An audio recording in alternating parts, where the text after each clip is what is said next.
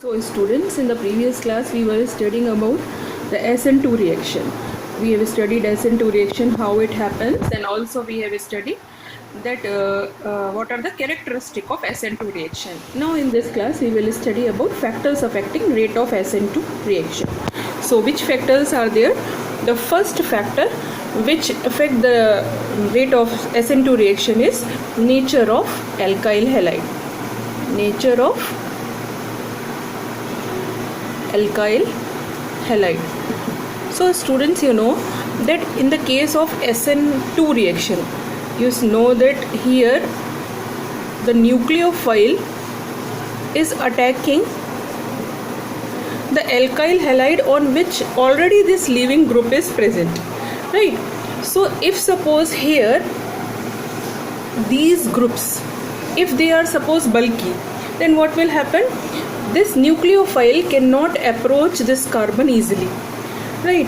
Hence, if bulky groups are there present on the carbon atom, then the nucleophilic addition substitution will be very difficult. Therefore, this type of reaction, it take place readily in those alkyl halides in which carbon on which the halogen is attached, it is further attached to a smaller group such as methyl chloride or methyl halide. Here see, carbon is attached to the hydrogen atoms. So these hydrogen atoms are very small. Hence the nucleophile can easily attack on this carbon. But instead of this, see, suppose here methyl groups are attached. So what will happen when the nucleophile will approach this?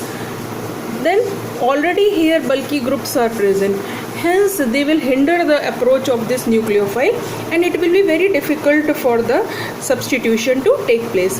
Therefore, this tertiary alkyl halides generally do not undergo SN2 reaction, and this primary alkyl halides, they readily undergo SN2 reaction, right? So understood, it means that rate of SN2 reaction, it is inversely proportional to the steric hindrance. What do you mean by steric hindrance? Presence of bulky groups. So rate of SN2, if bulky groups are present, the rate of SN2 reaction will be slower. Therefore, this type of reaction is preferred with molecules having lighter groups such as methyl halides or primary alkyl halides. Tertiary alkyl halides do not undergo SN2 reaction due to the presence of bulky group, and the order for SN2 reaction is methyl halides are more readily undergoing than primary, then secondary, and then tertiary. Got it? So that is the first factor, that is nature of alkyl halide. Now let us come to the second factor.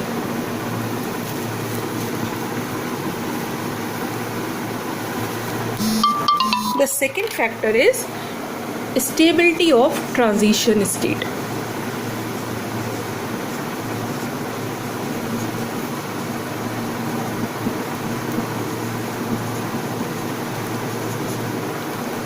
Stability of transition state. So see here, in the transition state, this carbon is positively charged, partially negative. Nucleophile is also partially negative. This carbon is attached to the 5 covalent bonds. So what happens here? In this transition state, if suppose this carbon is stabilized, the positive charge on this, it is somehow dispersed, then what will happen? The transition state will be more stable. So in that case, if suppose here W means electron withdrawing groups. If electron withdrawing group are present here, then in that case the transition state will be more stable, and more stable the transition state is, more will be the rate for SN2 reaction. Got it? Let us see one example here, such as we have the compound CH3COCl and the other compound is CH3CHO, CH2Cl. and the other compound is CH3Cl. Now the question is, which one of these two compounds they will undergo SN2 reaction faster? So let us see here. Here we have the carbon containing the halogen. It contains only hydrogen, right? So only lighter groups are present, hence SN2 reaction should be more in that case. In the first case we have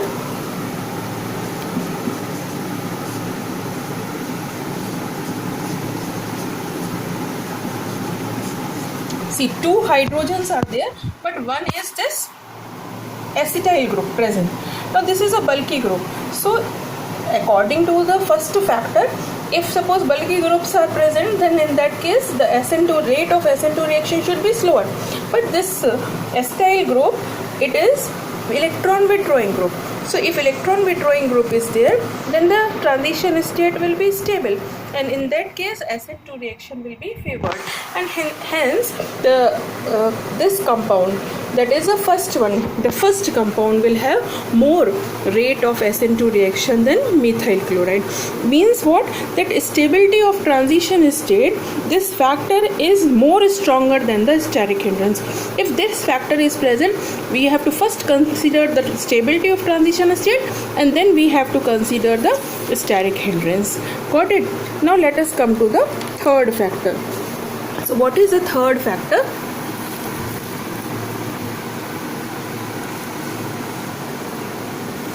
So what is the third factor? That is the nature of nucleophile.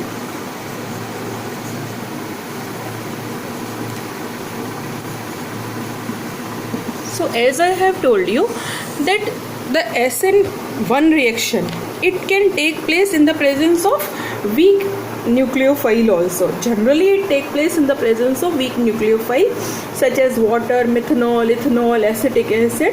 Their polar protic solvent is required, and there is no requirement of a strong nucleophile. But this SN2 reaction, it always takes place in the presence of strong nucleophile, right? Here and also on the concentration of nucleophile, because you know this is a bimolecular reaction and second order reaction. Here rate is directly proportional to the concentration of alkyl halide as well as nucleophile. Therefore this nucleophile concentration, if you will increase, the rate of reaction will also increase, and it should be strong nucleophile. Now which are a strong nucleophile? The strong nucleophile is such as NaOH aqueous, KOH aqueous, sodium thioxide, potassium thioxide, then sodium phenoxide. pH means sodium, no, phenyl ion. So sodium phenoxide or potassium phenoxide. Then this already I have written, KSH, KCN, potassium cyanide, or NaCN you can take, or primary amines, or ammonia, or I minus, etc. So these are the strong nucleophiles. Or you can have this as I have written here already, NaSH, PS, NaSH, the pH, phenyl sodium thiophenoxide, sodium thiophenoxide. So all these are strong nucleophiles. So in the presence of these strong nucleophiles, there will be SN2 reaction favored. Now come to the fourth factor. So what is the fourth factor? The fourth factor is the nature of solvent. What is it? The nature of solvent.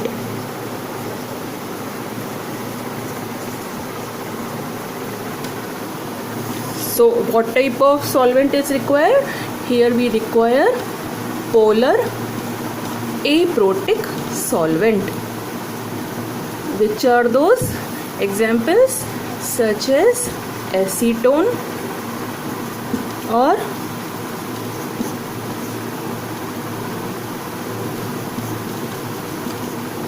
DMSO, dimethyl sulfoxide, or dimethyl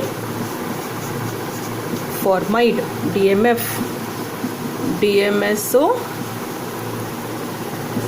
DMF. This is acetone, even you can take here dimethyl ether. So these are examples. So there are 4 factors. What are those? Those 4 factors is, first is nature of alkyl halide. If lighter groups are attached to the alkyl halide, more will be the SN2 reaction. The next factor is stability of transition state. If electron withdrawing group is attached, then transition state will be more stable, and in that case what will happen? The SN2 reaction will be more. Then the next one is, if strong nucleophiles are present, then in that case more will be the SN2 reaction. And nature of solvent, we should have polar aprotic solvent. So hope you understood this. Now we will do some questions based on SN1 and SN2 reactions. Got it? So before going for questions, let us have a quick review on both the mechanism, that is SN1 and SN2 mechanism. Let us compare them. And students, I am not giving this comparison in your notes, so you have to do on your own. Just I am showing you here. So in SN1 reaction, you know that the reaction take place in 2 steps, whereas in SN2 reaction, the reaction take place in single step. Now SN1 reaction, it is unimolecular, whereas SN2 reaction is bimolecular.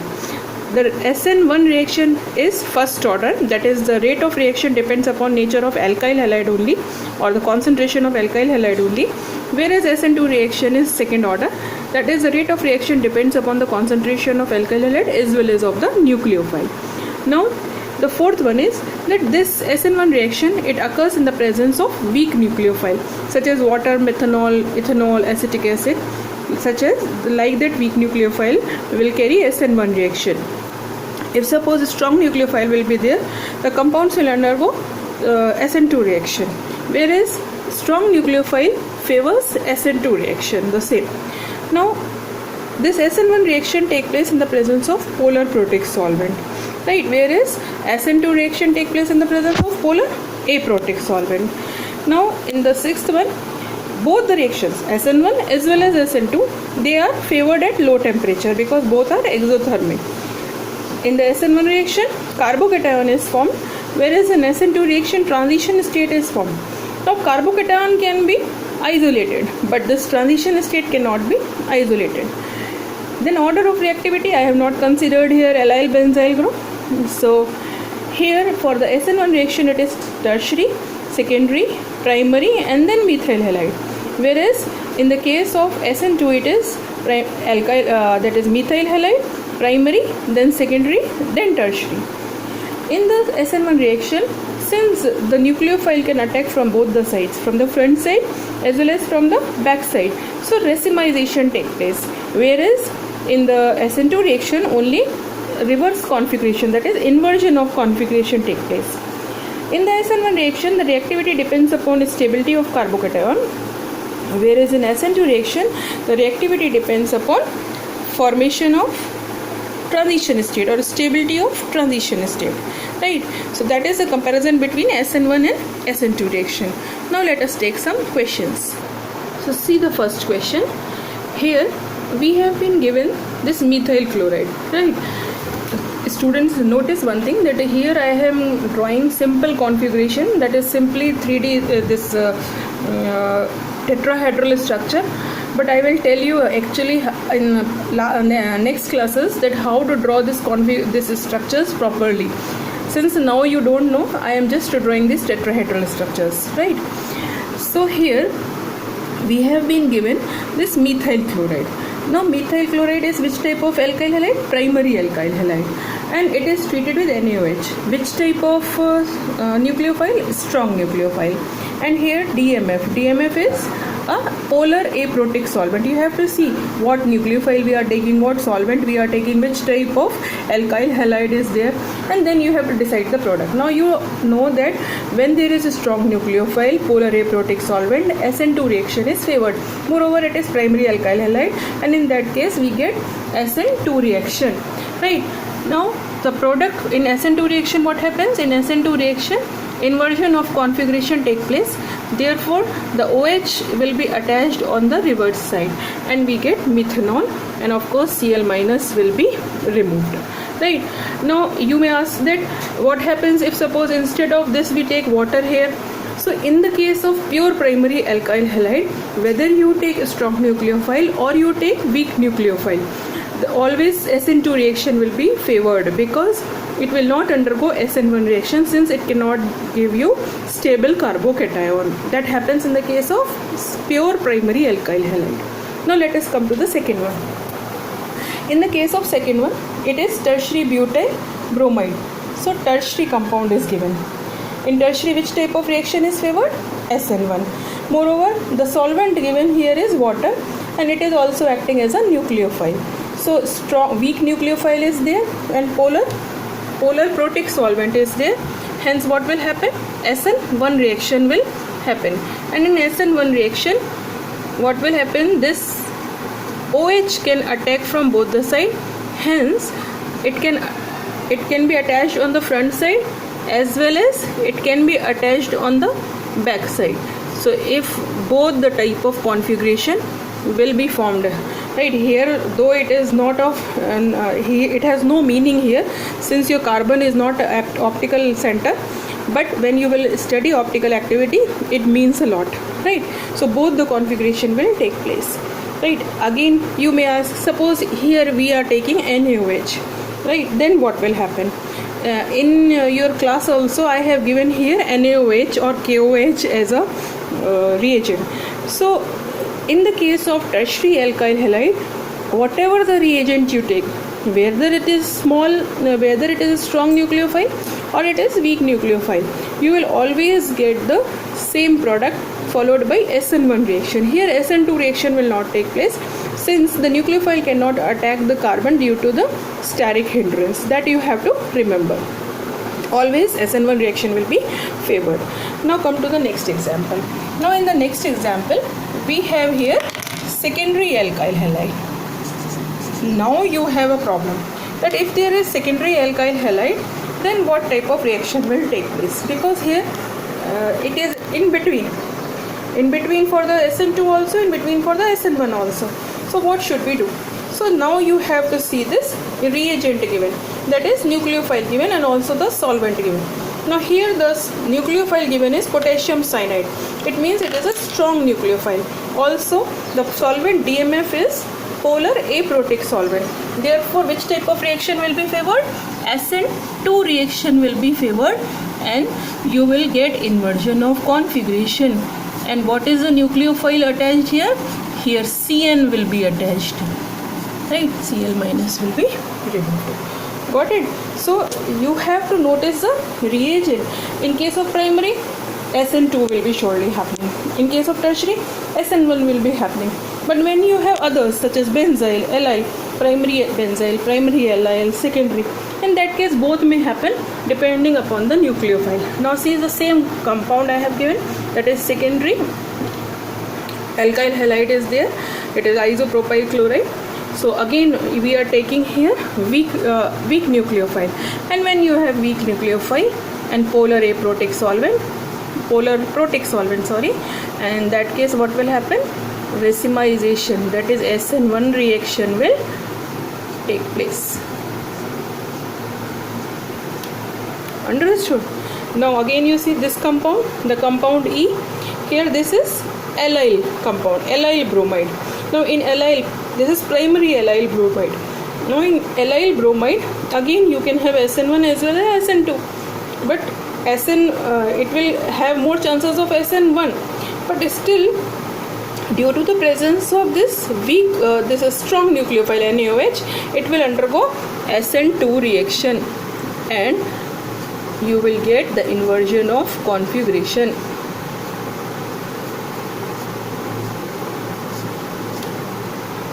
Now again last one, this is benzyl chloride. So again benzyl chloride, primary benzyl chloride can undergo SN1 as well as SN2. Only tertiary alkyl halide, secondary benzyl, secondary allyl, they will surely undergo SN1. Others can undergo SN1 as well as SN2. So since it is undergoing SN2 due to the presence of strong nucleophile, we will have inversion of configuration, and OPH will be the nucleophile which is attached here. So understood when SN1 will happen, when SN2 will happen? right? So in the next class we will study about the optical isomerism. Okay.